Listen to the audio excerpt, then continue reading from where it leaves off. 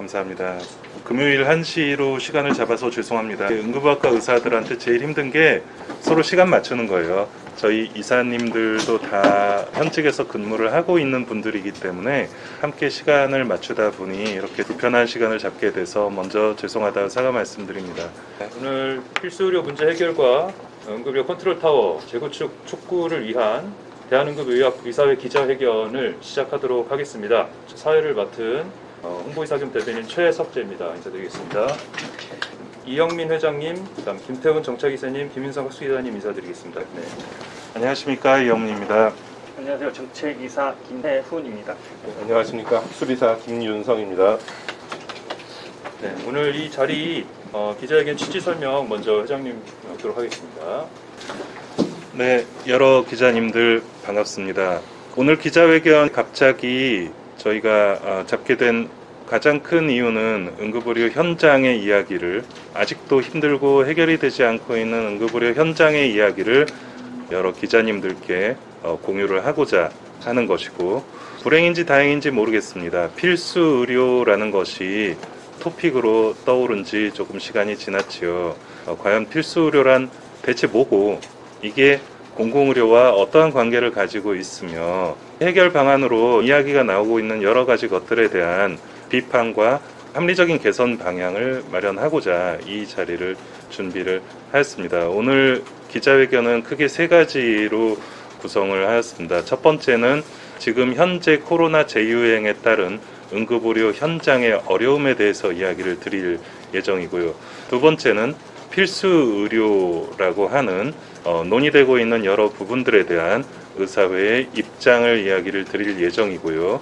그리고 응급의료 컨트롤 타워의 부재에 따른 응급의료 대책 마련, 그리고 코로나 문제 해결을 위한 국난 극복을 위해서 우리가 무엇을 해야 할 것인가에 대한 이야기를 하려고 여러 기자님들께 어려운 시간을 청하게 되었습니다.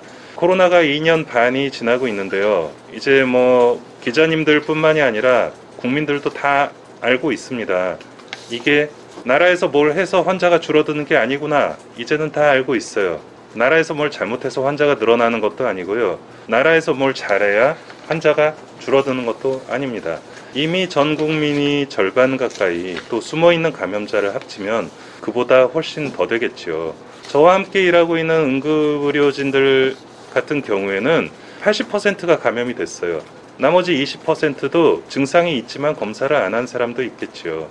거의 대부분이 감염이 되어버린 지금 상황에서 또다시 방역에 대해서 고삐를 죄는 것이 무슨 의미가 있을 것인가.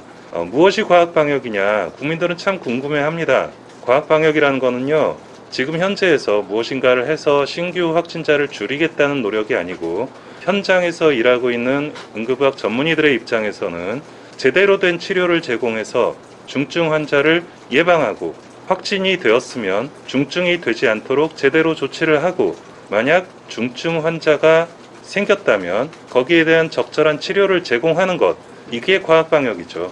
사실은 지난 정권부터 방역당국 포함해서 보건당국 여러분들이 너무 많이 고생을 했습니다. 그러나 어떤 의미에서 본다면 의미 없는 노력은 아니었어요. 물론 당연히 본인들의 한계를 초과하는 그런 업무를 받았던 것도 사실이고요. 최선을 다했던 점들도 충분히 인식을 합니다. 그러나 지금은 또다시 사망자가 늘어나고 있어요. 이 사망자가 늘어나는 원인이 무엇인지를 정확하게 이야기를 하고, 또 예방을 위해서 우리가 무엇을 해야 하는지에 대해서 생각을 해야 되는 때임에도 불구하고, 제가 제일 답답했던 부분은 그런 부분입니다. 응급실에서 근무하다 보면은요, 밤새도록 전화가 와요. 환자 받아달라고. 확진자인데 갈 수 있냐고. 확진자인데 전원을 받아줄 수 있냐고. 확진자인데 수술해 줄 수 있냐고. 밤새도록 전화가 옵니다. 그 중에 10건에 한 건, 100건에 한 건도 제대로 받지 못하고 있습니다. 119는 문 앞에서 짧게는 2-3시간, 길게는 5-6시간까지 열나는 환자를 태우고 응급실 입실을 기다리고 있어요. 분명히 응급의료 체계는 아직도 똑같이 재난 상황이고, 아직도 똑같이 제대로 돌아가지 않고 있는데, 관계당국은 잘 돼가고 있답니다.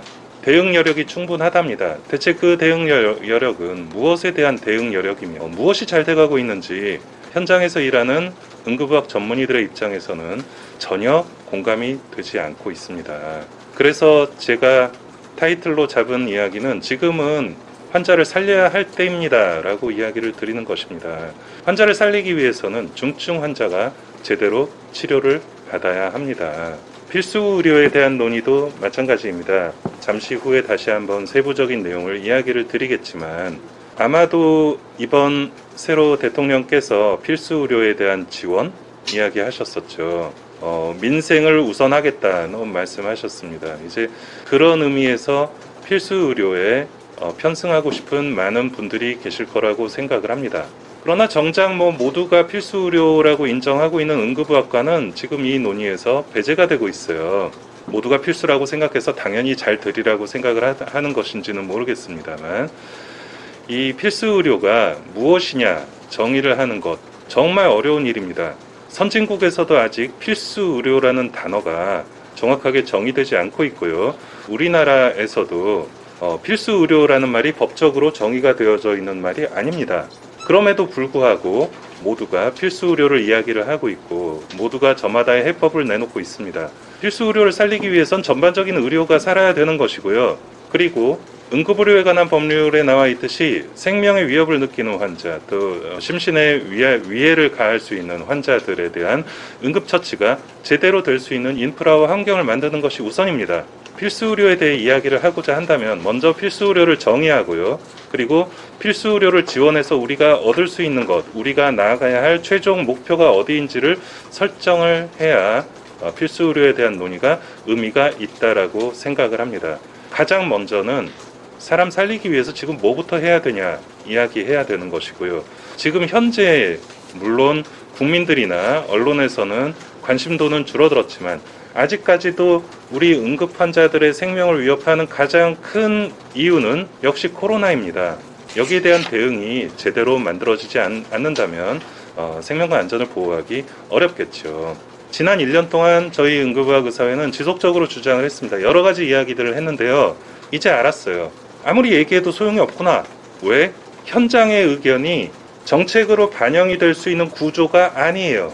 지금 현재 방역의 전문가분들은 당연히 방역의 전문가들이시겠죠. 하지만 현장과 방역은 온도 차이가 분명히 존재합니다. 이 현장의 의견을 실시간으로 제대로 정확하게 정책에 반영하게 만들어주는 이러한 시스템이 우리나라에 없다는 거예요. 아무리 얘기를 해봤자 얘기가 전달이 안 되면 이것은 그냥 얘기를 하고 마는 것에 그치죠. 그래서 이번에 저희가 위기 대응 TFT에다가도 응급의료 TFT를 만들어 달라, 실무 차원의 TFT를 만들자라고 이야기를 드렸지만 장관이 없어서 안 된답니다. 결정 권자가 없어서. 좀 만들기를 두려워한다는 느낌도 있고요.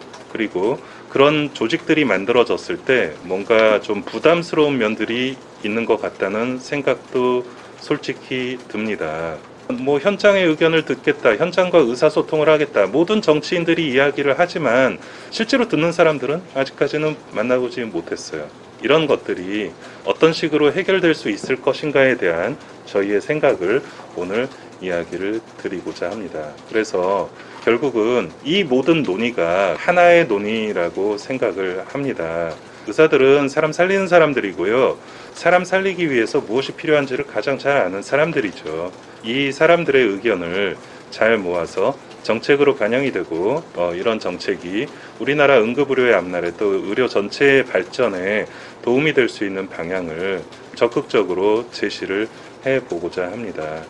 오늘 기자회견 말씀드린 대로 3개의 주제를 가지고 간단하게 이야기를 드리고요. 그리고 질의응답 받도록 하겠습니다.